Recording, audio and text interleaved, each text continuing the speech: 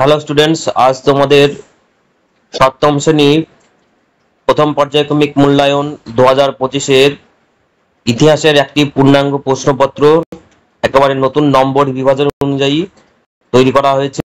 তো সেই প্রশ্নপত্রটি আমরা করব। চলো একে একে প্রশ্নপত্রগুলি আমরা আলোচনা করি। ইতিহাস সপ্তম শ্রেণী তোমাদের নতুন নম্বর বিভাজন অনুযায়ী এবারে 30 নম্বরের প্রশ্ন এবং সময় 1 ঘন্টা। তো একের দাগের সঠিক উত্তর বেছে নিয়ে লেখো।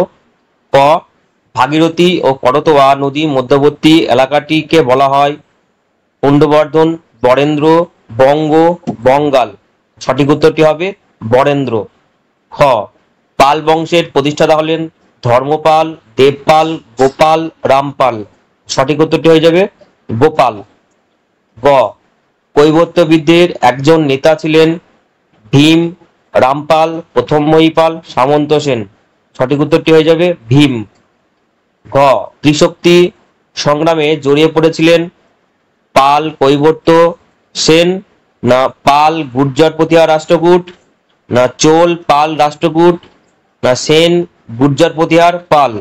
তো সঠিক উত্তরটি হয়ে যাবে পাল গুর্জর প্রতিহার ও রাষ্ট্রকূটদের মধ্যে ত্রিশক্তি সংগ্রাম হয়েছিল। ইঙ, চোল রাজ্যের প্রতিষ্ঠা করেন প্রথম রাজেন্দ্র, বিজয়ালয়, প্রথম রাজরাজ, দ্বিতীয় রাজরাজ। সঠিক উত্তরটি হয়ে যাবে বিজয়ালয়। চ, তরাইনের দ্বিতীয় যুদ্ধ হয়েছিল 1206 খ্রিস্টাব্দে, 1192 খ্রিস্টাব্দে, 1226 খ্রিস্টাব্দে, 1236 খ্রিস্টাব্দে। সঠিক উত্তরটি হয়ে যাবে 1192 খ্রিস্টাব্দে। 1191 খ্রিস্টাব্দে প্রথম যুদ্ধ হয় এবং 1192 খ্রিস্টাব্দে তরাইনের দ্বিতীয় যুদ্ধ হয়। দুয়ের দাগের একটি বাক্যে উত্তর দাও। 4টি প্রশ্ন রয়েছে, প্রতিটি প্রশ্নের মান 1। ক, কে গঙ্গাইকন্ড চোল উপাধি নেন? তো সঠিক উত্তরটি হবে প্রথম রাজেন্দ্র পাল রাজাদের হারিয়ে গঙ্গাইকন্ড চোল উপাধি নেন। খ, হযরত মুহাম্মদ কত খ্রিস্টাব্দে জন্মগ্রহণ করেন? হযরত মুহাম্মদ 570 খ্রিস্টাব্দে জন্মগ্রহণ করেন। গ, শশাঙ্কের কি ধর্মীয় বিশ্বাস ছিল?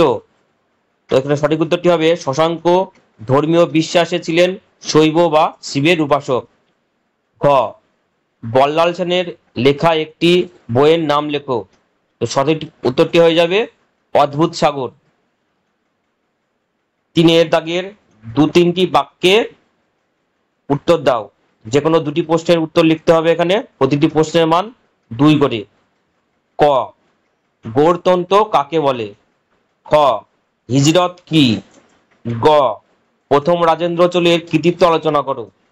ঘ, হযরত মুহাম্মদ সম্পর্কে আলোচনা করো। 3 দাগের কয়ের গৌড়তন্ত্র কাকে বলে?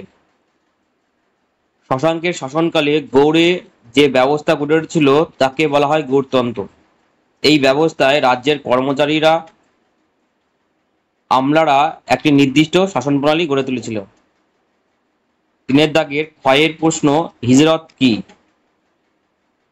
622 খ্রিস্টাব্দে হযরত মুহাম্মদ ও তার অনুগামীরা মক্কা থেকে মদিনায় চলে আসেন। তার অনুগামীদের এই মক্কা থেকে মদিনায় গমনই আরবি ভাষায় হিজরত নামে পরিচিত। 3 দাগের গয়ের প্রশ্ন, প্রথম রাজেন্দ্র চোলের কৃতিত্ব আলোচনা করো। প্রথম রাজেন্দ্র কল্যাণের চালুক্য শক্তিকে পরাজিত করেন। বাংলার পাল বংশের বিরুদ্ধে এক অভিযানে গঙ্গা নদীর তীরে পাল রাজাকে হারিয়ে তিনি গঙ্গাইকন্ড চোল উপাধি নেন এবং দক্ষ নৌবাহিনী গড়ে তোলেন। 3 দাগের ঘ, হযরত মুহাম্মদ সম্পর্কে সংক্ষেপে আলোচনা করো। হযরত মুহাম্মদ 570 খ্রিস্টাব্দে জন্মগ্রহণ করেন। 610 খ্রিস্টাব্দে তিনি ঘোষণা করেন যে আল্লাহ বা ঈশ্বর তাকে দূত মনোনীত করেছেন।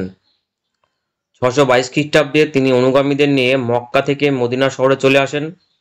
এই চলে যাওয়াকে আরবি ভাষায় হিজরত বলা হয় এবং 632 খ্রিস্টাব্দে তিনি পরলোক গমন করেন। এবারে 4 দাগে 4-5টি বাক্যে যে কোনো 2টি প্রশ্নের উত্তর লেখো। এখানে 2টি প্রশ্নের উত্তর করতে হবে, প্রতিটি প্রশ্নের মান 3।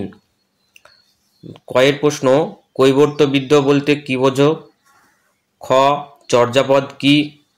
গ, সেন রাজারা কিভাবে বাংলায় তাদের শাসন কায়েম করেছিল? তো এখানে আমি দুটি প্রশ্নের উত্তর আলোচনা করেছি, তো সেই দুটি প্রশ্নের উত্তর দেখে নেব।